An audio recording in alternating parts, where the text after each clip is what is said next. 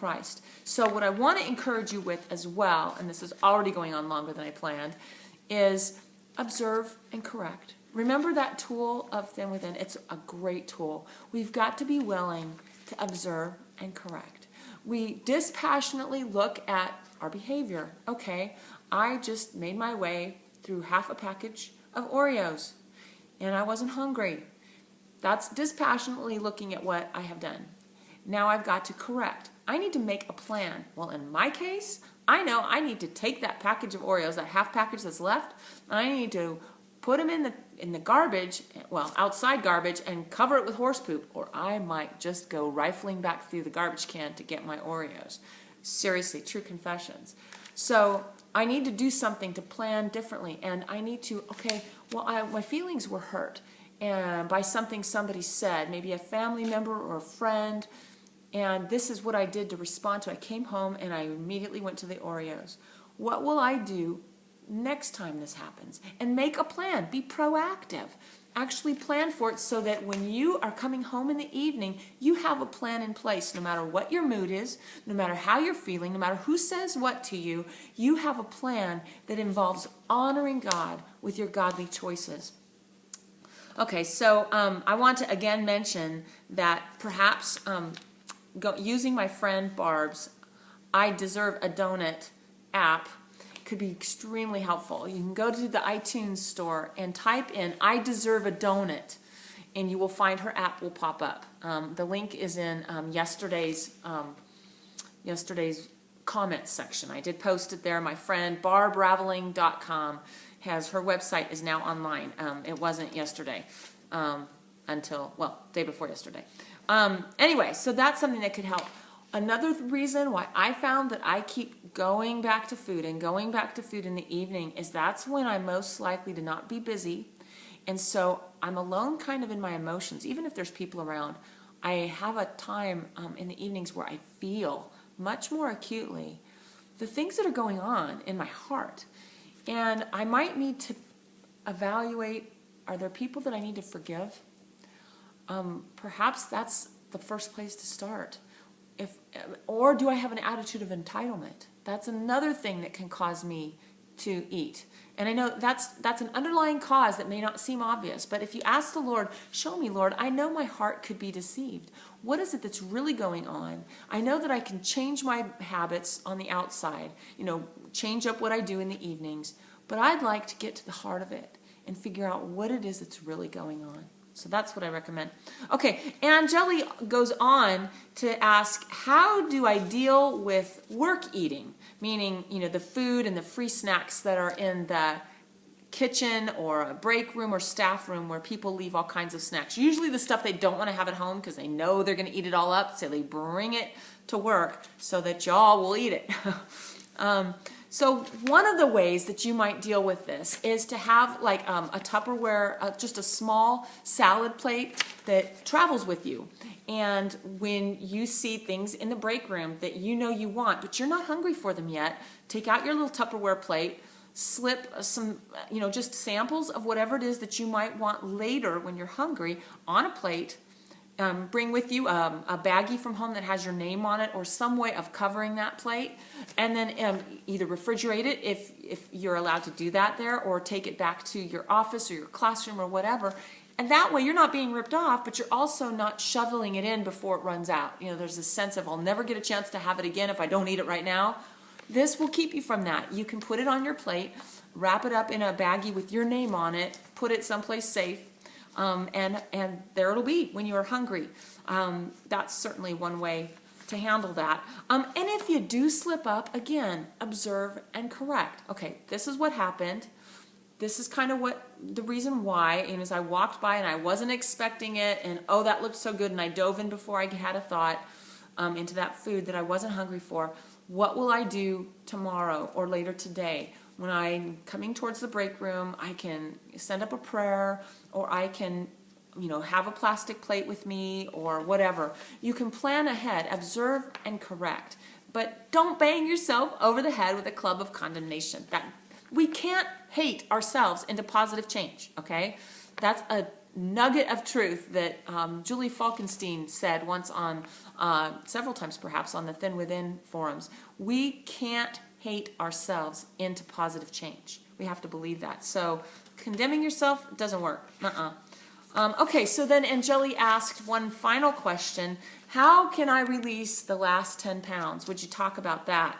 And this is tricky because who says you have 10 pounds left to lose? I mean, just who says?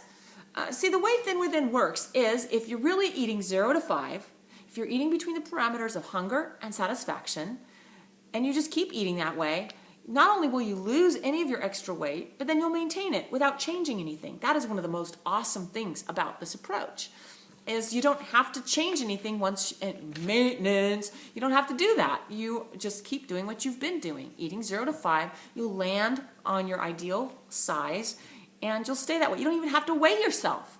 That's just an arbitrary number anyway. In fact, the holidays would encourage us to get off the bathroom scale and to just focus on the Lord and the God-given hunger scale.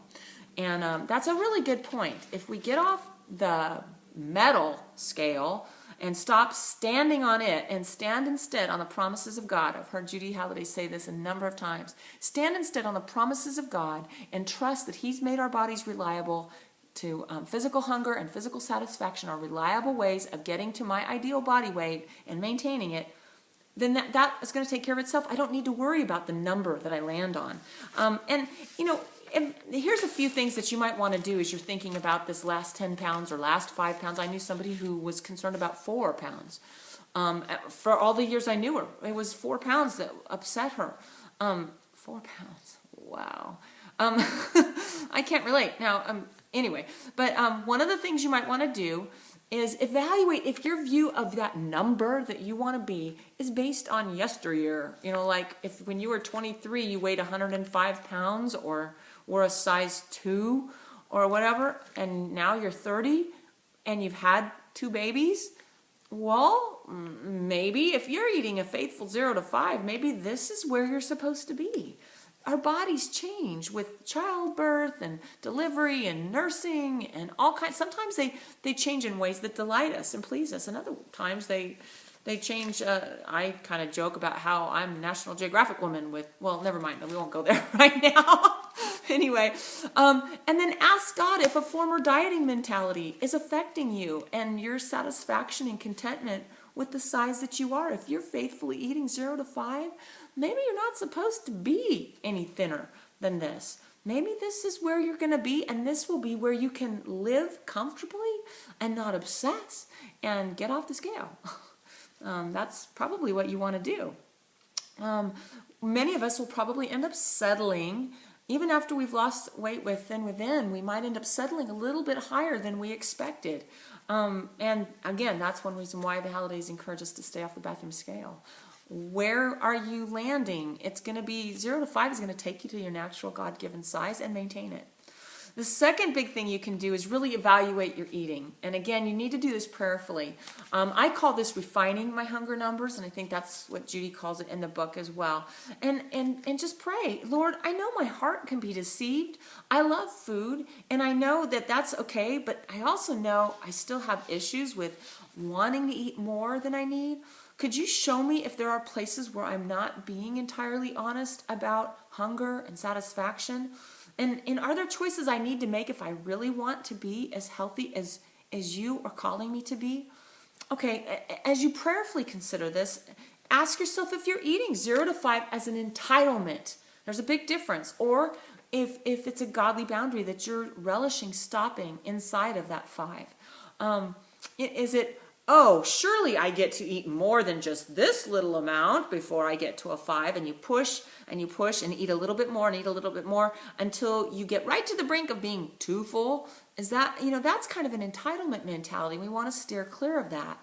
And so sometimes we don't want to push so far that we're just shy of a 6. We want to rejoice that, I like looking at it this way. Am I hungry? Am I not hungry? And that, for me, simplifies it a whole lot. Doesn't take much food. I eat several times a day, though. A lot of people eat more than I do, and they eat twice a day, perhaps. In my case, I find what works for me. And every time food goes into my mouth, I call that a meal. There's no such thing as a snack and thin within. It all matters. And so, well, that's how I look at it. But the bottom line is, again, I want to mention observation and correction. So even as you look at these two things that I mentioned, evaluating why you want to be a lower weight than you are if you're eating faithfully 0 to 5, and let's say you're still obsessed with that, extend grace to yourself. How long did it take you to become obsessed with your weight? It probably took a lifetime, 20, 25, 30 years. That obsession or that struggle to let go of that special number isn't going to happen overnight. You probably are going to need to let God renew your mind. Renew your mind. And again, get Barb Raveling's I Deserve a Donut iPhone, iPad, iPod Touch app. Really, it is amazing. And I do review that app at my other website. Anyway, I have refined my hunger numbers over the years, and sometimes I find I need to do it again. It's, lately, I noticed that my hunger numbers had slipped. I was eating more than I needed. But calling it 5, I was like, wait a minute. When it was 5 before, I was eating less. And kind of evaluating it. So I just encourage you to prayerfully ask God to show you, and that's going to help a lot. When you faithfully eat 0 to 5, you're going to land on the number, the size, get off the scale. You're going to land on the size that God intends for you to be, and you'll maintain it. It's wonderful.